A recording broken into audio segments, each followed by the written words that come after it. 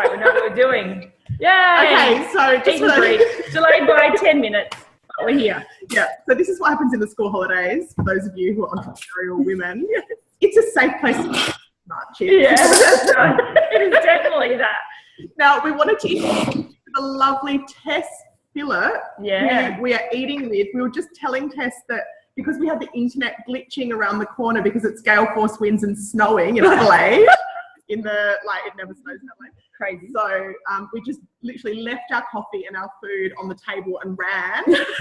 Jumped in the car and came around here. Yeah. So, yeah, we're not really eating anything much. I scoffed down a few sweet potato fries. Yeah, exactly. So, welcome, Tess. Tell us all about yourself. Who are you? Who are you? So I'm Tess. I'm from Sydney. So I'm a freelance writer. I'm a business mentor, online business mentor. So I have a background in marketing. I've also got a degree in marketing. But I love the authentic, soulful, and connected marketing strategies. Yeah, so I guess that would be my zone of genius. Yeah. Yeah, cool. So tell us a bit about your journey. Sorry, say that beginning. Sorry. I was just going to say, I would say that my zone of genius would be like the soulful, authentic, connected communication strategies. That's what I like. Yeah. So that real attraction marketing, really, isn't it? Like it's where you're really putting out who you are and what you are, and then that's attracting the right client to you. Yeah, speaking from the soul in a way that's resonating with your audience and connects with your audience, as opposed to, just quick, sharp, clickbait sort of headlines and just like very old school 80s sort of marketing strategies. I don't really like that. Like, I think that that's really heading out the window, people connecting messages and a way to like really connect with your tribe. And like I think people just really crave connection these days. They want to feel heard. They want to feel like someone's listening to them, and then that their problems are really being solved on a different kind of level. Yeah, absolutely. And I think that one of the we've got a bit of reverberating back here. When you look at old school marketing, what we have today. Because we've had such growth in the internet, personal connection. What do you want from me?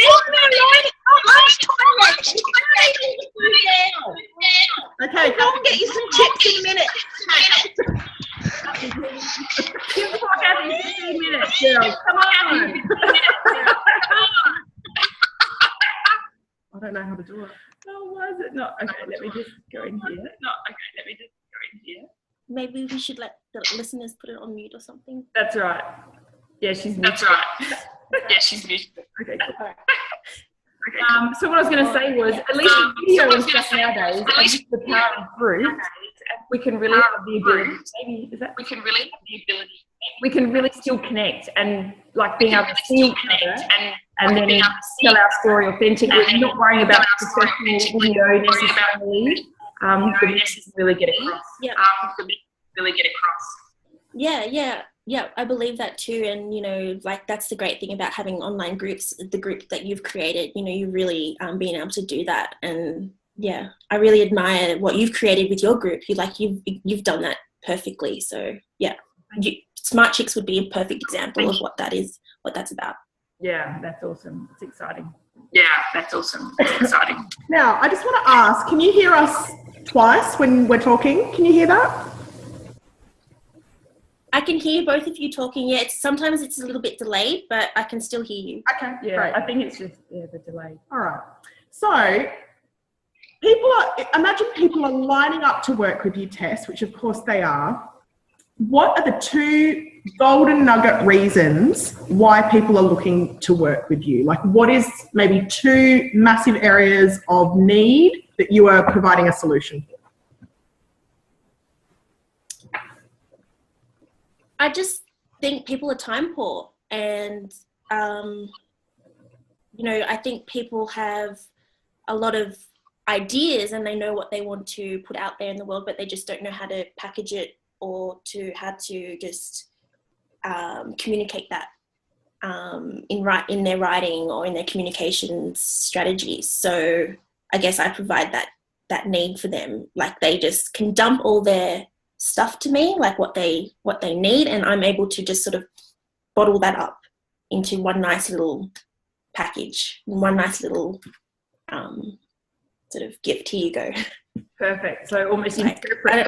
I guess sorry? Almost interpret for them what they, they have an expertise or an area or a message or whatever their business is, and you can kind of look at it from the outside and help them portray.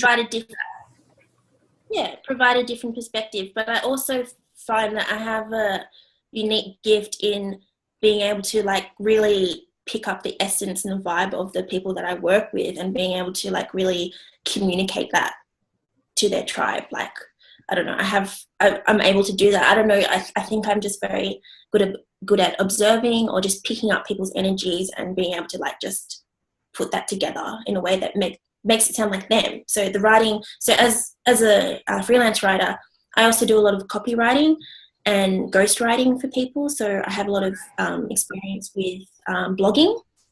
So there's probably a lot of entrepreneurs that you see out there that you wouldn't know that I'm actually writing the blogs for them. Yes. So that's the experience that I have. And there's been times where I've had to come up with a new blog every single week. And, after a while, the client like just leaves it to me to come up with the ideas, come up with the whole structure, everything. And they just leave it to me to do because they trust that I'm able to capture what they need. Yeah. Because they're just... Sorry, go. Because I just find that like, people are just so busy, and that's good. Like people need to focus on their zone of genius and their expertise. People don't have time to be doing everything all at one time. And especially writing, I think we all like writing, but some people are not as passionate about it, or they're just not like, they just don't want to sit there and take the time to write. Whereas for me, I love writing and I'm pretty quick at writing as well. So, It's something that you can do really well that can be delegated from somebody else and can allow you to actually, they can take it off their plate, because for some people that part of their business isn't an income generating activity. So it's not something that's going to really, but it's a part of what they need for the whole thing. So it's just the same as delegating somebody to, do some system stuff or do some accounting stuff or whatever. If you can get some help when you build that relationship and they know, the sort of content, the sort of person you are, that you, exactly like you said, you can portray the message of this person, you are still portraying them. So like Indy said, ghostwriting is such an art, but so valuable. And because you can do it so much faster, really what we're paying you to do it is still so economical compared to how long it would take us, even in thinking about doing it. To then actually doing it, it can suck up so much of our time, and it's not really where our zone of genius is and where we should be spending our time. Yeah, exactly. I mean, I started off being a virtual assistant back in 2015. I was like doing virtual assistance work mainly that whole year, but I found that people were really delegating a lot of their writing to me. So they were delegating a lot of the blogging and the email newsletters, the written stuff, because they found that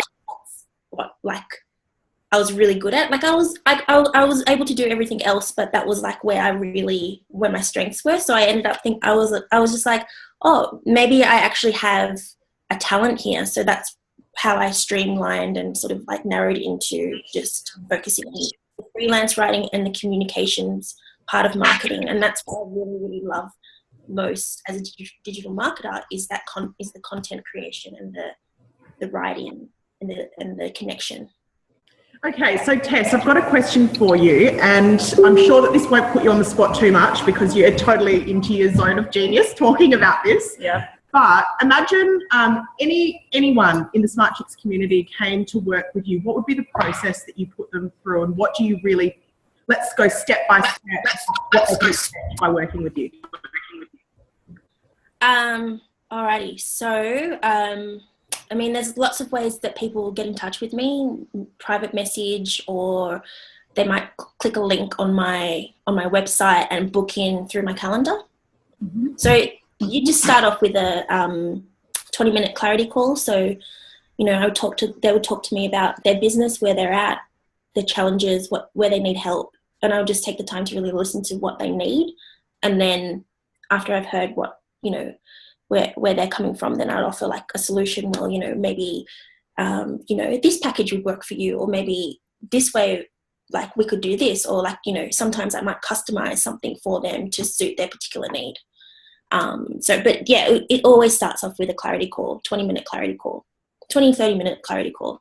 Yeah, awesome. Yeah. Sometimes people have a lot to to say, so it does go over time a little bit. But yeah, that's how it happens. Yeah. So, but I always provide for the ways that people can work with me, and then after that, you know, I'd send an email to confirm their option, and you know, is this what you want, and a tailored package, and then we'd go from there. That's great. And what is one of the most fun projects that you've worked on? Like, if you could tell us a story about someone that you've absolutely loved working with, you can keep them anonymous, obviously, but just a great example of the great work that you do. Okay, let me think, because I've worked with quite a lot of great clients. I have a client currently that I'm working with who is just so much fun to work with. Sorry, what was the question again? Just an experience of a fun project? Is that what? Story of a project and what you're going through, and why it's fun, and what it is. So currently I'm working with a client who is just a lot of fun to, she's just a fun person to be around. I think that's what makes it fun. But she also lets me be creative and like have scope to come up with ideas, and she's, you know, she takes my ideas on board and she values my input as well, because I'm a very creative thinker and I like to think outside the box, and like I don't want to like be squished in, like I can't work where it's like this is how it's got to be like regimented. That's why I could never work in corporate. So that's what makes it fun, working with entrepreneurs, women entrepreneurs in this field. And I know the women in Smart Chicks are the same. Yeah. We're all like creative, we're all out there, we're all doing what we love, we're passionate. And when you're passionate about something, it's fun. It's fun to be around. Absolutely. That energy. I'd love to go back a step almost to tell us a bit about what you've done before and what sort of led you to becoming an entrepreneur and going out and working for yourself. What did you do when you finished school, and what's been your career so far? Okay, so I'm 28. A lot of people think I'm younger than I look. But yeah, so I graduated uni with a business and marketing degree in 2012, which was just theory. Like I looked for a marketing job straight after uni, and I wanted to climb the corporate ladder. And I, you know, mind you, at the same time, I had a massage business. So in 2010, I started a remedial massage business. So I got into natural therapies in 2010. So I was always juggling study and work. But then, and I was always good at that business. Like I was always good. I remember it just came easy to me, but I didn't have a lot of experience in corporate, and I thought that the grass was greener on the other side. Yeah. So I wanted to dump the business and be like a corporate woman and climb the ladder and like put on heels and put on a jacket and like be all like, I'm like in the corporate, you know, like try to be all like that. And so I would like apply for jobs and, you know, I might get a job, but it wouldn't, I don't know, it just never stuck. I couldn't, I don't know, I've always butted heads with the managers or the directors. And I remember one time in 2013, I got an office job and I was really excited and I wanted to work hard and I didn't know what I was doing wrong, but I remember coming up to the 3-month probation, and he sat me down in his office and he's like, so people have been telling me that you have a bit of an attitude problem. So you're like, right. Thanks for bringing it out. yeah, I'm like, where did this come from? And like, can you give me an example? Like, I'm a bit confused here. And he couldn't give me an example. He couldn't tell me why. And he's like, well, you know, if you can't take any criticism, you're not going to get very far in life, are you? Oh my gosh. Yeah. This is ringing a few bells. And I was just so complex, but like I was trying to like maintain my position there, but like I ended up walking away and never coming back. But I think when I look back on it, I think it was because I said no once to my supervisor, because I had already stayed back like late after work and she wanted to go home early. So she's like, can you do this and this and this and this for me because I need to go home early? And I was like, no, because I actually have somewhere to go and I was already staying back heaps late. I think it was because I said no to her and she complained to the director. I think that's what happened. And so that happened and I just left and I was like, okay, I'll just go back to what I know, my massage business. So I kind of just kept that going. And every time I would start a new job, a similar situation would happen. And I just couldn't understand like what was going on. Like, because I talk to my friends and like, they're like, you're such a nice person. Like you're so sweet. And then for someone to tell me I have an attitude problem, I was just so confused. But I think that's only because I have my own ideas. Like I have my own way of doing things. And like, I'm not the type of person just to put my head down and, you know, work like a machine or work like a robot. Like that's just not how I'm conditioned. And I've always felt rebellious towards that. I've always felt restless. And I think that's the main key factor in wanting me like to pursue my own thing. So anyway, long story short, I got a receptionist job with this guy who was just such a sweet person to work for, but there was just no growth in the company. There was just there was just nowhere to grow. And I just felt really restless and I just ended up searching online, just, you know, doing a few searches, and I just, you know, I came across all these blogs and like it just got me more interested in like these, like what are these people blogging about? Who are these entrepreneurs? What is this entrepreneur thing all about? Or what's affiliate marketing? And it just got me researching more and more. And then I ended up starting my own blog. And I remember my brother telling me, what are you doing that for? Like people, like, you know, like what if people, you know, tell you suck and give you such bad criticism? And I remember saying, I don't care. Like, I'm just going to do it. I'm doing it for me. I feel passionate about this. Yeah. I really don't, like, I'm not looking for the validation. Like, I just want to do it. So I just did it. And that led me to learning more. And I learned how to set up my own websites and my own blogs. And then I developed e-course. In 2014, I studied to become a life coach. And so 2014 was just about me exploring the different opportunities that were out there, the different avenues. And I've done quite a lot since I started my first blog. And Awesome. And yeah, it just opened up a whole new world for me. Like, as with a lot of entrepreneurs, like once you sort of get a taste for it, you just become more curious and you just want to know more and you just want to like get more immersed into that world and connect with other entrepreneurs, and one thing leads to the other, and that's how it started. Yeah. I think you made some good points as well. Like I have come from being employed, and I am the most dedicated, hardworking person when I'm employed, and yet a couple of times I was disciplined as well for things that weren't even, like, totally not even in the stratosphere of what I would ever do. But and my husband used to say to me, why don't you talk back? Like, why don't you tell them that they're wrong or that you didn't do it? And I thought, because if people are going to say that to you without even questioning your side, then, you know, it's like banging your head up against a brick wall. Yeah. Like, there's no point.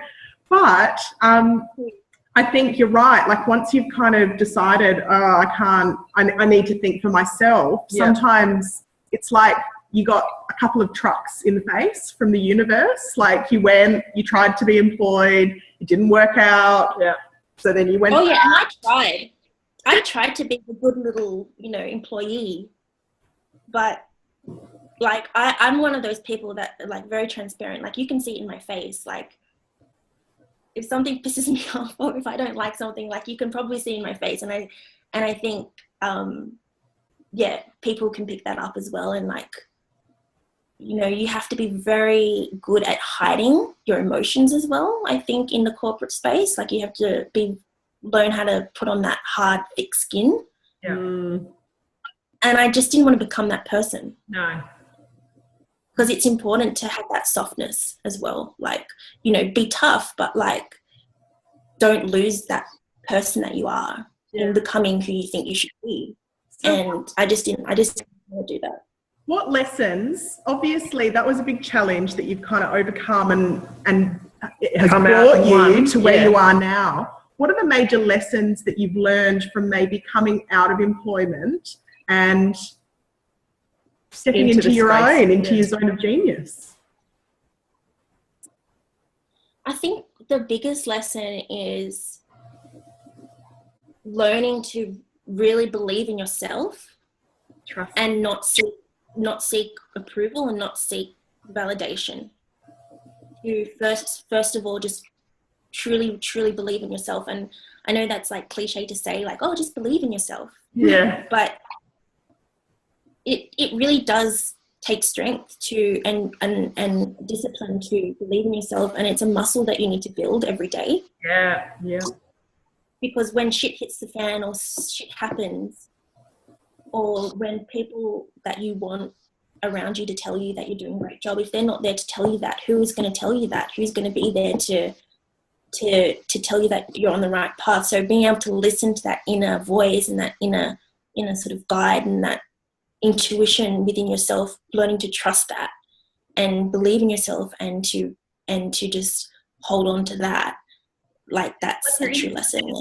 It really is trusting your own intuition and your own internal guide and just going with your gut. Like I think that's something that we, as people that are entrepreneurial or whatever you want to call it, but people that want to kind of have a little bit more control themselves, it's riskier because it's up to you. But we tend to be somebody that can trust our gut a bit more and go with our intuition and just, if you can get past your own self to actually take action in what your gut tells you, it's really powerful. Yeah, and I think when you listen to your gut, you really establish what makes you truly, truly happy instead of living in a world where you're trying to just do what other people think you should be doing. Yeah. And then it's easier to be entrepreneurial.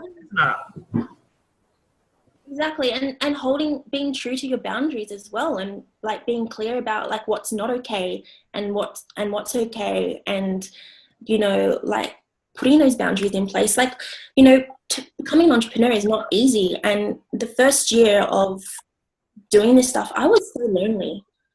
Like I didn't find my tribe. I didn't have any friends. Like even the friends that I did have, or I do have, like I kind of. It's funny because like you let go of friends and there's some friends that you do have like when you're going on your entrepreneurial path, and I just felt like I didn't have a lot in common with a lot of friends when I was sort of going on this journey. Yeah. And so I was like sort of in that middle space of letting go of a lot of friends that kind of weren't there on the path with me, and then like trying to find, that sister tribe that I felt really connected with. And I feel so blessed that I have that now, but it wasn't easy. Like it was so lonely, but I'm glad that I stuck in there and I didn't give up. And I just stayed true to myself, because the rewards at the end is just the rewards that you get along the way from just staying true to yourself and holding that strength and believing in yourself is just so worth it. So I haven't asked this question before. We always think of new questions to ask people when we're doing these, because obviously we're 4 weeks old, but even great. But we always joke about the fact that being an entrepreneur, like there's 2 different types of, advertising of what it's like to have the entrepreneurial life. So number one is you've got a laptop and you buy a pool and there's no children to be seen and you've got a tan, your legs are shaved, you know, all of that kind of stuff. And you're drinking a cocktail and somehow there's like, and you've got a 6-figure income or more, right? So that's option A. Now, option B is real life. So running in here at 5 past, changing location because the internet's not working. Pulling your hair out. For those of you who've just logged on. What's going on? I'm really stressed. I'll talk to you about it later. Kirsty's like, are you all right? I'm like, I might have time to talk about this. But my question is, and I think we should add this to the list, what does your week look like, Tess? Really? I try really, really hard to be stress-free, drama-free, and just keep things simple. There's a lot of things that come up at me that demand my attention, but I'm really good at saying no to a lot of things and just keeping things. While you have children, make sure you keep that up. I would love to have children one day, but it's not in my radar right now. To be honest, I'm just like, I think I'm just too selfish right now. It's not selfish. No, you're enjoying life pre-children. That's great. Yeah. You all did that. Now, I've got a question. Okay, so your week is looking pretty, you're trying to deliberately getting rid of the stress and the drama. Honestly, like, I think I live a pretty boring life, to be honest. Like, in terms of, like, I don't have a pool. At the moment, I'm living with my parents at the moment because I've had to give up the lease. Because my boyfriend and I, we went to Thailand for 6 weeks. Yeah. And so we had to give up our lease so that we could travel. Okay. And so we're just like, you know, waiting to find a new place to move into and stay in my parents' place at the moment. Right. Which is great. I'm lucky that I have awesome parents that are just so cool and calm. But yeah, like, honestly, like, my week, it would just be, you know, get up, do my thing, work, grab a coffee. It's pretty laid back. And then, you know, sometimes I'd go see friends and go to events. Yeah. And it's online predominantly. Most of the day, it's online. But the weekends, I actually do, I work at organic farmers markets. So I'm helping to expand my parents' business. So they have a gluten-free business. Cool. We just opened up a market in Bondi, which my boyfriend and I were really going to take ownership of that area and really, like, expand on that. So I would say, like, I'm pretty busy during the week between that and the business that I have, and also I'm starting up a new blog as well. So yes, you listed that on the thing. Put that in the post. So that's awesome. Exciting. So, that's given everyone a pretty good overview, right, of who you are, sort of a little bit about where you've come from, what you're currently working on, and obviously the replay. You know, if you're watching this on YouTube, it's the replay. But for those of you who are live, you've just heard that live, which is like a miracle in itself, considering the internet issues we just had.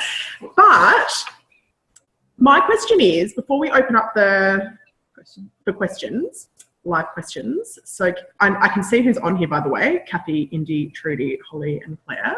I'm watching you. Hey, everyone. Thanks so much for joining. So if you want to ask any questions, you're quite welcome to. Yeah. So before we do that, Tess, did you happen to have some sort of offer that you'd like to offer up to the Smart Chicks community, obviously inside the Smart Chicks Coterie, but then also a secondary offer just for our exclusive members as well? Paid members. Smart Chicks.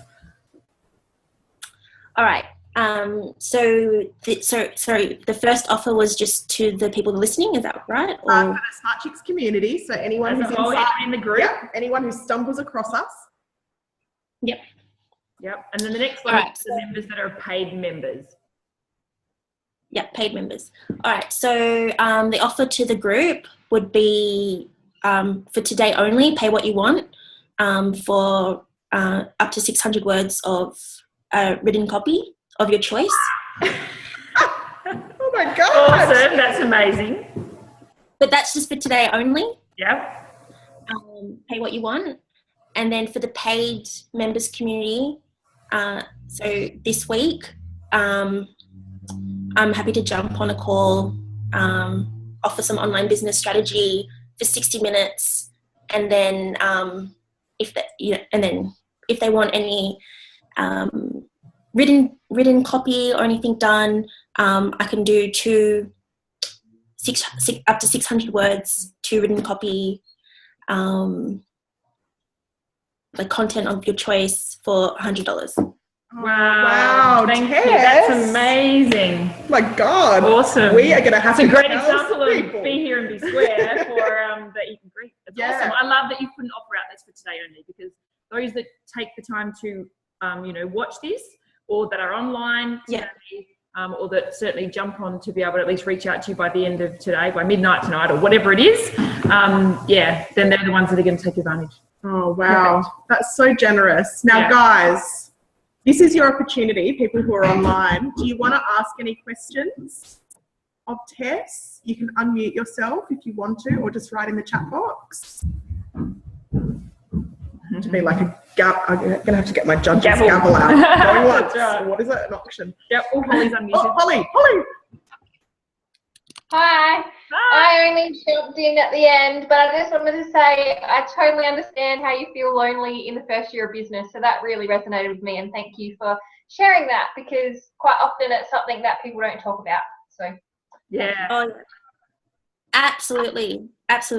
Yeah. But just hang in there and keep on going, because the more you are yourself and the more you listen to your inner guide, like the more you will attract your tribe, and the more you attract those people that are more like-minded and like you and on the same page. yeah, that's awesome advice. Thank you. Yeah, You're welcome. right.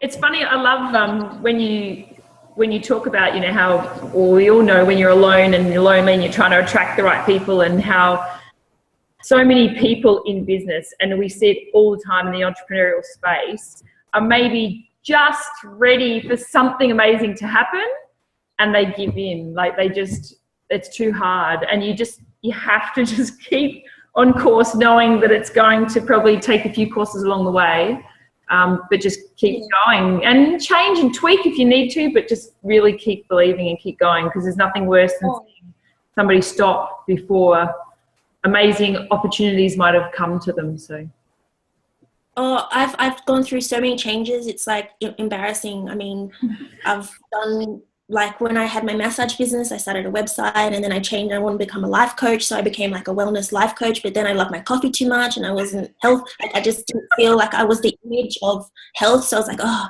it's too hard. I can't do this. And then so I started something else, and and then I realized that I loved online business so much, and I loved the marketing stuff, and so then I steered myself in that direction. And that's the beauty of entrepreneurship, is like being able to pivot and turn, as long as you're pursuing your passions, and that might change. yeah, Like the goalposts change all the time, and as long as you're working towards that bigger vision and that dream, then you can't really fail. And to succeed anyway, you have to fail along the way. yeah, you have to do plenty of failing, that's for sure. Just fail fast. Fail fast, because that's what builds your muscle. That's what builds that resilience to keep going. Yeah. If things were just hunky-dory and perfect and living by the swimming pool and drinking cocktails all the time, what if a huge tsunami comes along? You don't know how to handle that. Yeah, that's exactly right. That's exactly and knocks off your bikini. Knocks off your bikini, and you go flying in the tornado. Like, what are you going to do then? Like, you got to be able to weather the storm. Yeah, Knocks off my space. be able to. I've got to see that storm. Okay, we're going completely off track now. And that's why it's so important to be around like-minded chicks like yourselves. Like, build your tribe around you, because that's what they're the people that keep you grounded and like keep you inspired. And, like, You need to be able to. Okay, I'm just not even going to keep going with this. I could keep going. Stop. Oh my Stop God. there. Okay, guys, thank you so much for joining us. Yeah. I hope that you enjoyed meeting Tess. And Giving you a bit but more of today only is the 12th of July 2016. Yes. For her today only offer, and anyone else with the member inside Obviously, the members will obviously have a week. Of the week. Yep. So I'm going to say the 19th. Yeah. Is that right? Yeah. Okay. That kind of vibe. And so what we're going to do is we'll switch off. We can't wait to see you all for Eat and Greet next Tuesday. So it's every Tuesday until the end of 2016 at the moment at 12:30 p.m. Australian Eastern Standard Time. And we might even hang around after we stop recording and have a bit of a chat. Awesome. So